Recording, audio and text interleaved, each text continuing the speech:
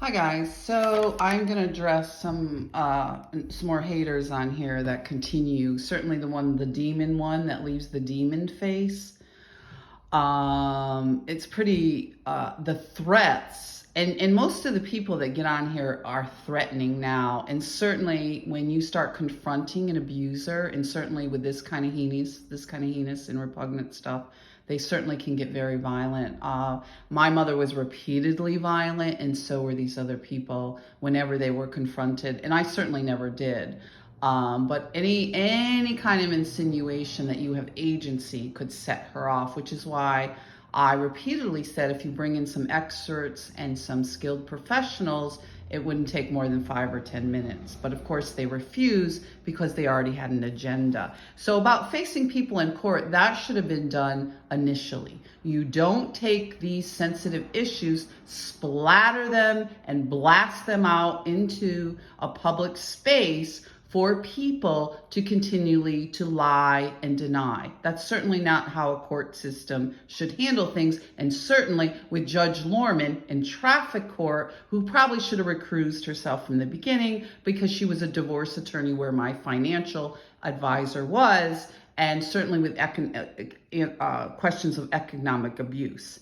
So we'll lead with that one because the person says no one owes you anything. No, of course not. And I went ahead with my life. Being blasted with things that happened as when you were a child to get assets when you're a 50-year-old woman is certainly not the way to handle things.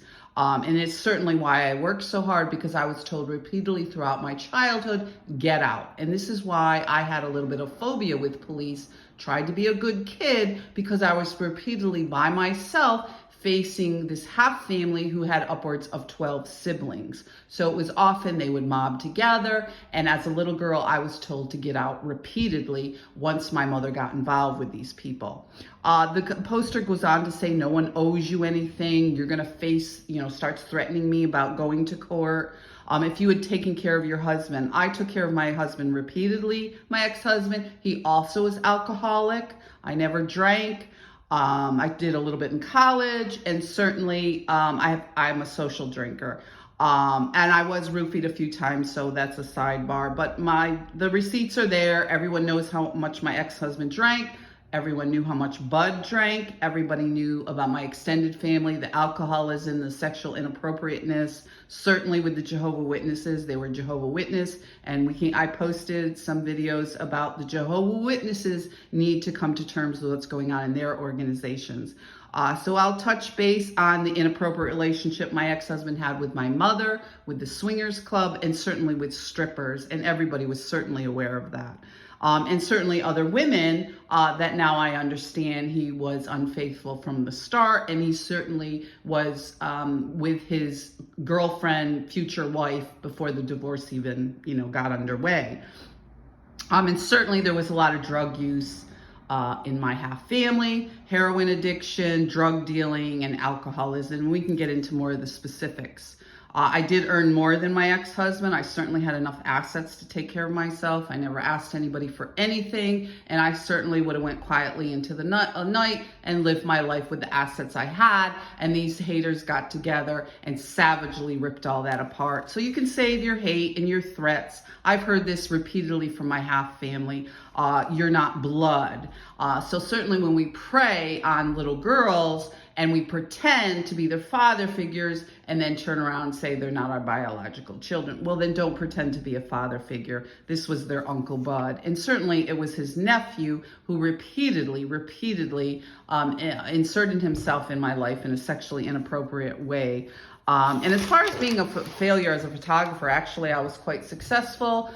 And actually, I didn't need to ask, anybody for anything had they given me the assets that I had, and I could have continued with the career I had. So the leaving threats on my page isn't going to work anymore. I was threatened repeatedly as a child because, again, there were so many siblings with this family that if, my cousin didn't get the Barbie car, all of a sudden they would line up and no one would speak to me. If you check out the Jehovah's Witnesses, that's a huge part of their abuse, shunning you, the silent treatment, and certainly they can take it to legal ramifications ramifications with excommunication and some of the other things. And this was threaded throughout my childhood too, and I wasn't even a Jehovah's Witness. It's certainly, if you're going to be someone's godmother, why bother? Why bother? But this is what my godmother did, and then spent my entire childhood into my adulthood, certainly with my marriage, being abusive. You know, there's the door, get out. They repeatedly would throw me out, and I would repeatedly have to scramble, work hard, pay for,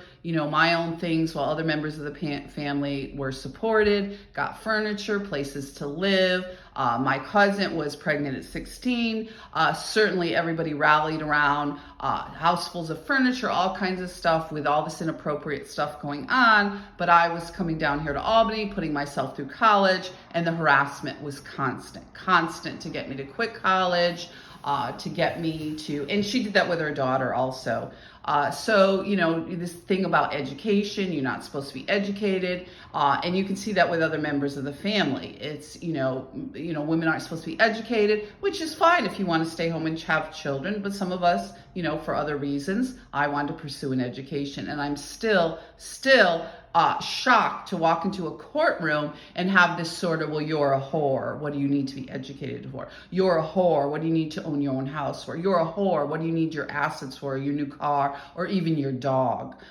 So the threats continue on my page, and I will continue to talk as long as I can, and I will continue to raise awareness because it's pretty heinous after suffering all this, and certainly throughout my marriage from the beginning because my ex-husband was involved, to walk into a courtroom and we know, so these haters that get on here need to educate themselves because we know what's going on in our family court system, and certainly it's going on in Amsterdam, New York, because it continues with other members of the family. This Uncle Bud and their family continued to prey on other children in the family. My cousin Vinny continued to see these children, but they all got together and told everybody they couldn't visit me. And they certainly, my ex-husband did it right from the beginning with his friends. My ex-sister-in-law, as a special needs teacher, did it. They make up this stuff, and then they create a scapegoat or someone to blame or someone to dump all this filth in my yard and then continue to get away with it, which has cost me untold damage in my life,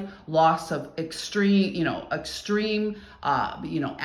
large amounts of assets, extreme anguish, extreme shock to walk into a courtroom and be blasted with this filth that I had long since put behind me and should have been handled in a more sensitive adult way when it comes to these things. And this is why women are raising awareness, certainly with historic sexual abuse, which there should be no statute of limitations. And certainly if you're going to bring up this kind of stuff, your anonymity should be protected. And I should have been able to get a lawyer to defend me against the savagery from the Amsterdam court system, the police department, and some of these nurses that were involved right from the start. So bring it, because there's other children now suffering, not only my neighbors on the lake, but my neighbors in Amsterdam, and certainly threaded throughout this. There's other young women that my mother's friends, usually the oldest daughter, they savagely abuse and go after, and it seems like there's a sort of pattern. All her friends, the oldest daughter was really abused, and we see that with the Me6, with Sarah, was a nice girl, and they just went after her horribly. Her friend Red, her friend what's her other friend? I'm going over on time here, but we can get into more of this, the oldest daughter, because you're supposed to have the son first. So there's a lot to unravel, and I will continue. Be safe, guys.